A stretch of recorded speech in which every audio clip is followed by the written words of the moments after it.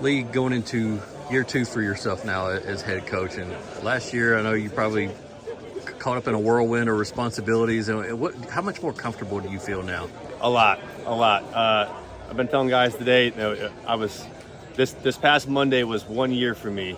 So this time last year, I was a completely different headspace than I am now. I feel a lot more comfortable and relaxed this year. Mm-hmm. In that regard, are you able to get more stuff done because you've kind of done those responsibilities? Yeah, I kind of know what I need to focus on, what I can handle, what to delegate and have other guys do.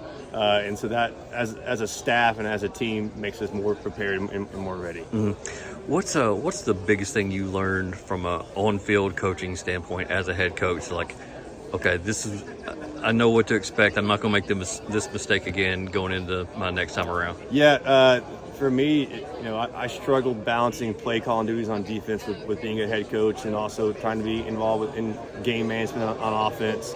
I was so used to calling a series of defense and then going to the film with the defense, sitting down, making corrections, and didn't have that ability this past year to do that a whole lot. So I've got a better grasp on how to balance those things, who can help me on the sideline on Friday nights to delegate and to be balanced. So this year, I feel like we have a much better plan defensively going into games and how I can balance both duties.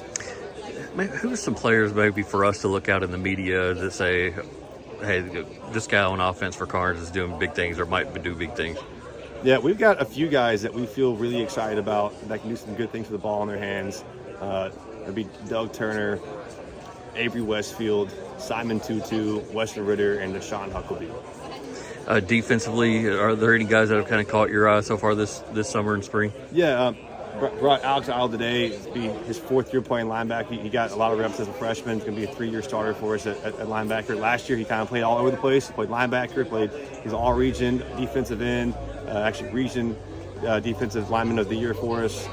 Played some nose guard, and then we graduated some linebackers, so we're putting him back in the middle just to play linebacker this year. But he's been in our system for as long as I have, knows it as well as I do, so to allow him to go out and be a quarterback and to play fast, he's a guy to keep your eyes on. And then we've got a lot of skill and talent in the back end with Simon Tutu, Avery Westfield, and Deshaun Huckleby.